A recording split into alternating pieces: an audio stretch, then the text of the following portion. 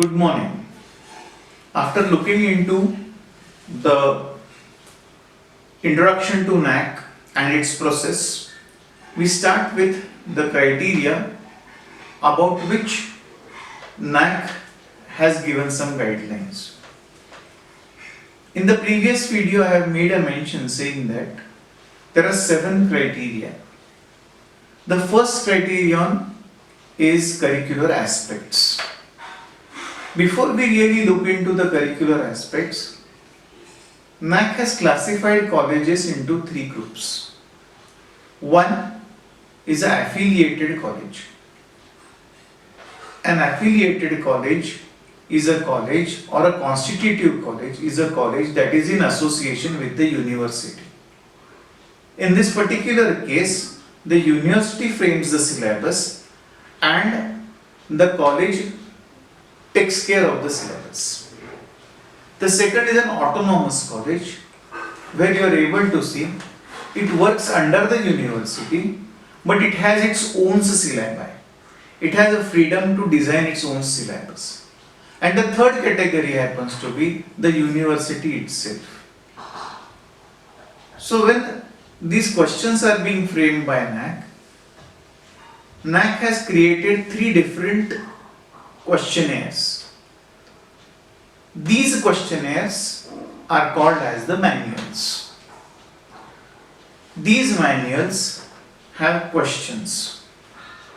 These questions are of 2 types. Those where only numbers are being asked. These are called as the quantitative kind of questions, or the quantitative metrics as the word is used. The second type of questions are the qualitative metrics, where the peer team comes and visits and looks into those aspects. For example, how does the actual teaching take place? How is the management of the curriculum? And many such kind of questions. These are the qualitative type of metrics.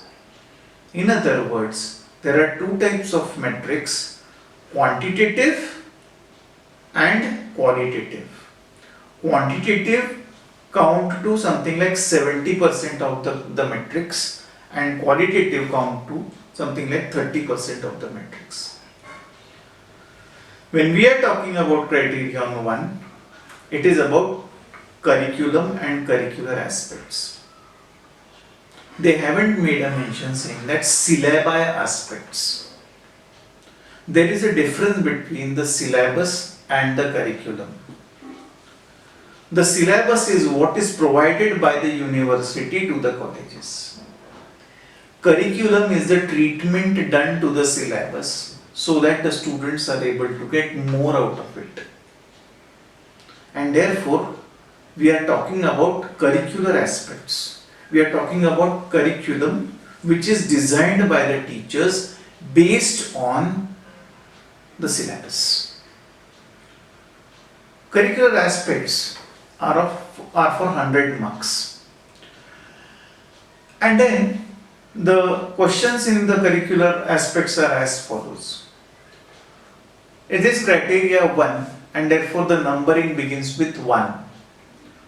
The numbering here will be 1.1, 1.1, 1.1.1, 1.1.2. There are 4 major aspects that have been counted out over here.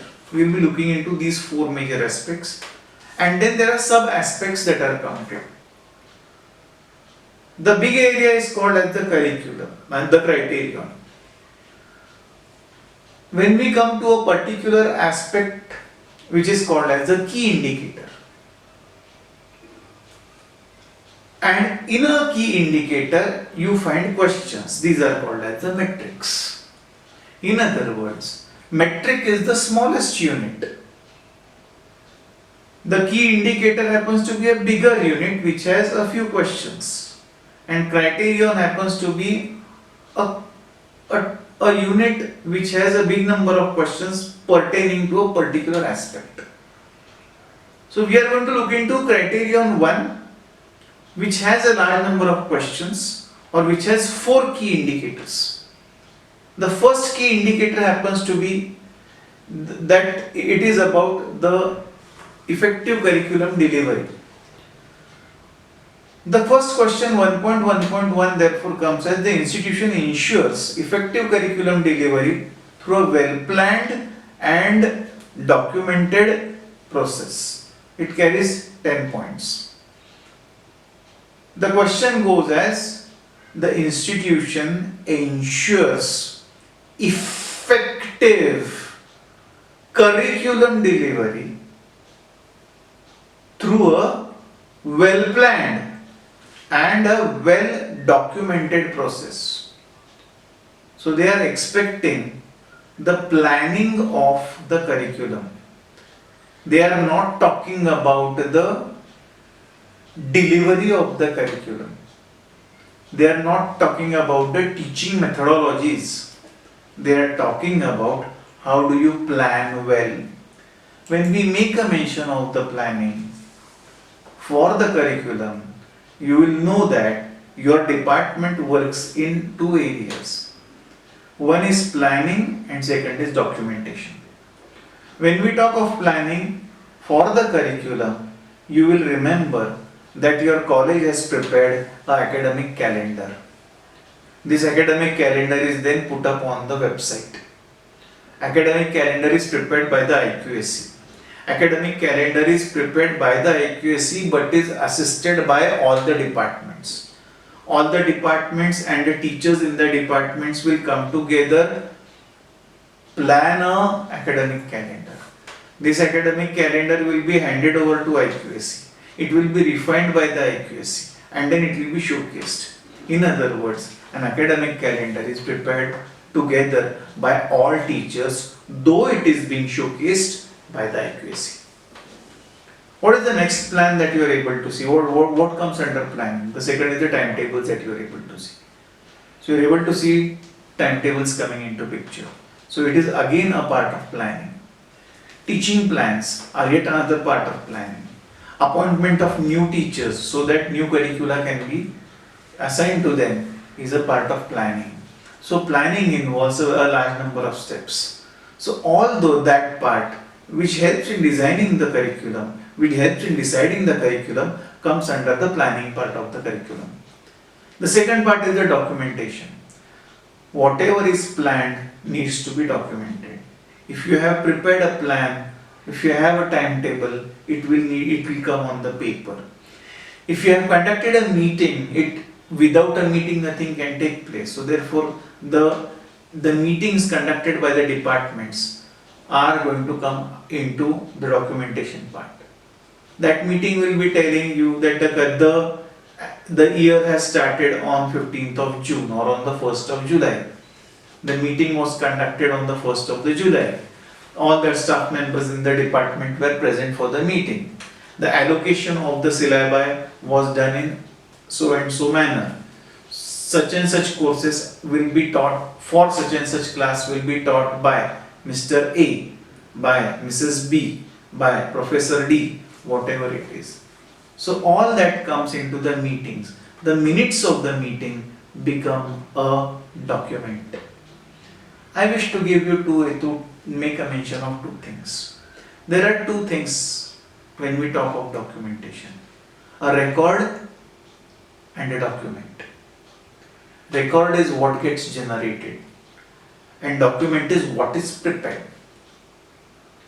For example, when you sit for the meeting, there is a signature register that comes in that you had participated in the meeting.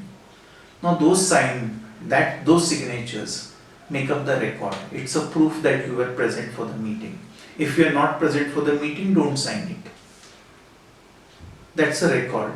When you go into the classroom and you conduct an attendance, that's a record. And what's a document? Document is the minutes of the meeting, that this was decided, which you may write down the same day, which you may not write down on the same day. But a record would generate and a document would get created. Both these aspects play a very important role as they are needed by the NAC.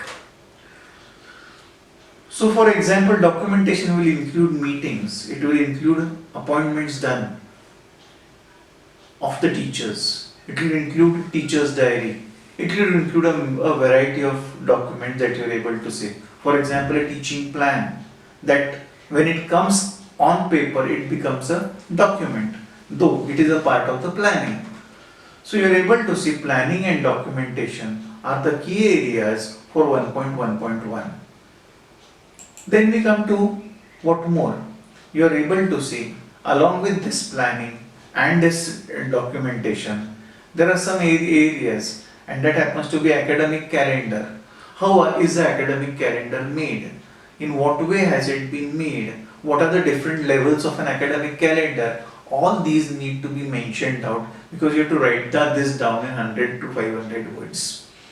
Then the workload, the timetable, the departmental meetings register, the result and the result analysis, the bridge and the remedial courses, the teaching plan, all these become a part of your effective curriculum delivery and planning and implementation. So they are a part of your documentation, they are a part of your planning, they need to be preserved very well, they need to be numbered very well, they need to be preserved year wise. All these documents really play a very important role, and therefore 1.1.1 begins with planning and documentation only. Now we come to 1.1.2, the next metric. It carries 5 marks. It has 500 words. The institution adheres to the academic calendar, including the conduct of continuous internal examinations. इसका मतलब है continuous is C, internal is I, examinations is E, CIE. So it carries 5 marks. It's still a part of the planning that you are able to see. Now, in this particular aspect, we will have to make a mention as to how do you prepare an academic calendar? Who participates in formation of in creation of an academic calendar? When is it prepared? Or what are the levels of an academic calendar? What is the importance of an academic calendar? And how do you follow the academic calendar? How do you keep it on the website? Are the areas that will come in 1.1.2. There is one more question in criteria 1.1.1 now, and that happens to be the teachers of the institution participate in the following activities related to curriculum development and assessment of the affiliating university and are represented on the following academic bodies during the last 5 years. That would mean that, see, all of you are into the initial phases, but in another 5 years down the lane, you will be working down for the university. You will be going and setting up question papers. Even now, you are participating into you will be participating or you are participating in junior supervisions, somewhere sometime in senior supervisions, somewhere as a custodian for the university work. All this work needs to be mentioned out in this particular question. It needs the necessary proofs that are to be posted out. The letter coming from the university, the appointment done by the university for this particular aspect. All these aspects will be coming in over here. They have given some areas where they are going to count it out. It is academic council or the board of studies of the affiliating university. It counts, this is what I am trying to tell you. Second, setting up of question papers for UG and PG programs. Then design and development of curriculum for add-on certificate diploma courses, or assessment, evaluation process of the affiliating university. If you are working for 2 or 3 years in the organization, you must be going for paper set checking. Now here you are able to see that it gets recorded. So every document that comes to you needs to be filed up properly. That will be needed for NAC. Don't treat those papers as loose papers. Keep them filed up properly. So here you are able to see that these aspects are going to be counted out. Now we go to the next part, that is, this was the key indicator 1. Now we'll go to key indicator 2, that is the key indicator 1.2, academic flexibility. The total marks for this are 30 into 1.2. 1.2 you will be able to see 1.2.1 talks about, into 1.2.1 will be talking about the percentage of programs with choice based credit system and elective courses. If you have choice based credit system, it's there almost all over India now. So there are scores for it. You get 10 marks for if you have choice based credit system. Whether it has been implemented out and in what way it has been implemented, the details need to be given out over here.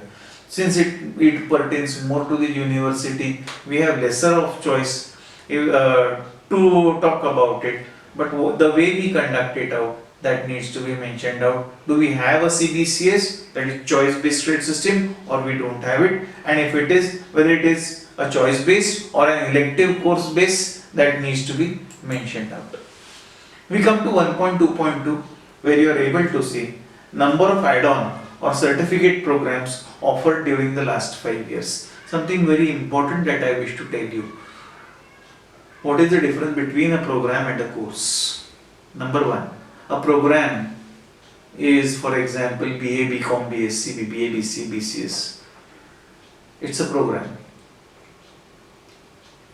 It would mean that a program has a bigger duration. It could be 1 year, 2 years, 3 years. All the examples that I have given you are 3-year examples. MSc, MA are 2-year programs that you are able to see. Now, try to understand the meaning of the word program. The program will include a very large number of courses. So that would mean that program is a bigger component and courses are a smaller component. What you teach is a course, but for what you teach is a program. So when you talk of I teach for FIBSc, I teach FIBSc zoology, BSc is a program, FY is the year, and cell biology that I teach is a course. We need to understand this is very important. So what are we talking about, whether we are talking about a program or we are talking about a course. So the question comes here as 1.2.2 is number of add-on certificate programs offered during the last 5 years. Now a certificate program is possible. A certificate program can be for 6 months. A good number of diploma programs can be for 6 months to a year. But these do count out. Now, there is one more aspect. This question has been hybridized now. They also talk about courses and programs over here. So here you are able to see the number of certificate programs added in the last 5 years. The number of courses with 30 or more hours of duration. The minimum duration of a course should be 30 hours. 10 weeks, 3 hours. It need not be related 2 weeks, but it will definitely be minimally 30 hours. 30 clock hours. That is the minimum for a course, and we need to understand this.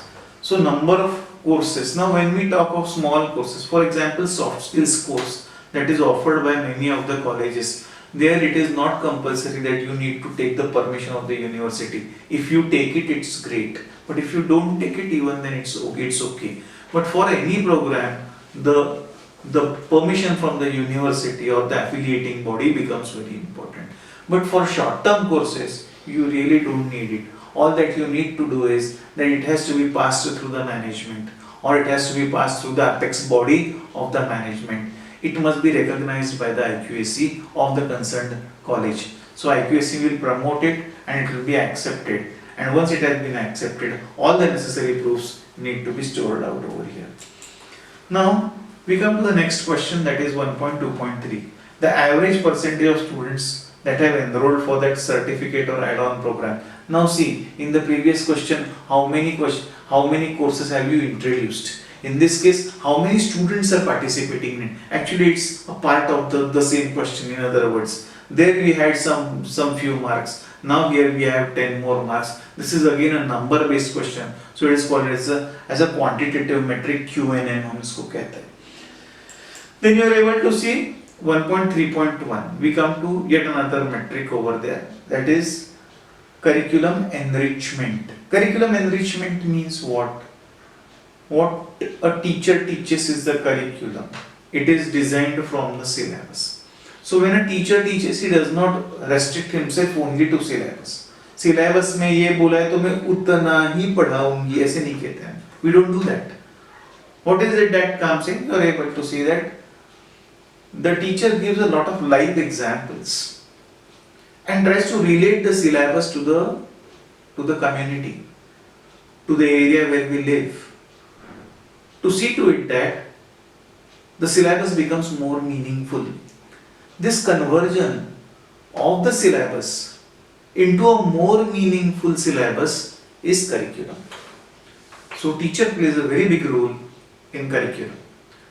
Now we are talking about 1.3.1, which talks about the institution integrates cross-cutting issues relevant to professional ethics, gender, human values, environment and sustainability into the curriculum. Though it is not a part of the syllabus, it can still be a part of the curriculum. We need to plant more trees. This is not needed to be written down in the syllabus. We need to be very ethical is not something to be written down in the syllabus. We need to respect the other gender. It need not be written down in the syllabus. It is to be followed. How do you follow it? How do you inculcate these values? Maybe you conduct some short-term courses. Maybe you have made it a part of the curriculum. You need to mention it in your proofs. All these proofs need to be submitted to the NAAC when the SSR is being written down. Now, how can we do that? It could be short-term courses, workshops, seminars, guest lectures in the areas that we have made a mention of. These need not be of 30 hours. You may have a course on environment of 5 years. That's absolutely okay. You may have a workshop on gender counseling or on gender-based issues of just of 3 years. Even then, it can be entered. Keep in mind, number game is very important. If you make a mention that we had a course on human values for the students, let it not be for 50 students. If you have 1,000 students in your organization, let all 1,000 students get that course of 1 day. Then the effectivity begins because NAAC caters to numbers. So when you make a mention, we had a course on gender-based counseling or on something on gender, that time how many students attended it? So you would say that, oh, our rooms are limited, only 100 rooms can be incorporated. But how many times did you conduct it? On which dates was it conducted? Who was invited? How many times was it conducted? Whether out of the 1,800 students have got the benefit, then you get a complete score of 4. If you say 50 out of 1,000 had attended it, you get a score of 0. That's what I want to say. So NAAC is also related to number game. That is what I wanted to tell you. Then we come to the next aspect as to how do you conduct that. For example, when we are talking about the course and we are talking about enrichment, you can also provide it in the chart that we have provided, how you can show the enrichment provided. For example, I have given one example of sex determination in genetics. The method is XY method of sex determination. But there is nothing of amniocentesis and female feticide in the syllabus. But that is linked up over here as a part of the curriculum. And therefore, we also talk of government rules. We talk of skewed sex ratio. We talk of a variety of things, as a result of which you are able to see the syllabus becomes more meaningful. A chart has been put up. Such a chart can also be added over there to prove that you conduct out some such kind of exercises. We come to 1.3.2. This is actually a teaching method that they have made a mention over here, and that is about experiential learning. Your syllabus must include that the tours are to be conducted, projects are to be given, the total number of courses who offer projects. So then in that case, the organization has to take effort to see to it that the student goes for the project work, the projects are completed, and he gets an on-job training. He gets experiences of working on hands, and therefore what is the percentage of students who have got the benefit over here, that needs to be mentioned. Please have at least one course every year which is going to offer an on-job training to make your percentages good. Then we have student projects 1.3.3, number of students undertaking the projects, fieldwork and internship, that needs to be counted out over here. We come to the last part of this particular criteria. As I made a mention, there are four important areas or four key indicators. The fourth key indicator happens to be the feedback system. Whether you take a feedback on your syllabus. Syllabus is designed by the university. You will say, who are we to take the feedback? Because that is going to help us to improve the teaching methodologies. For example, in a feedback, you will be asking the feedback from the students, from the teachers, from the employers and from the alumni. These are four different areas. So there will be four different kinds of questionnaires to come. To the students, what comes is whether you understand, whether you feel it is easy, whether you understand what is being taught out.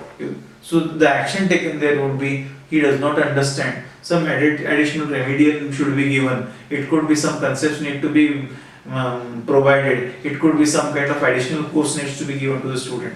When we are talking about the teachers will make a mention of the difficulty levels in their particular feedbacks. When we talk of the employers will tell how useful is that curriculum for us in the industry.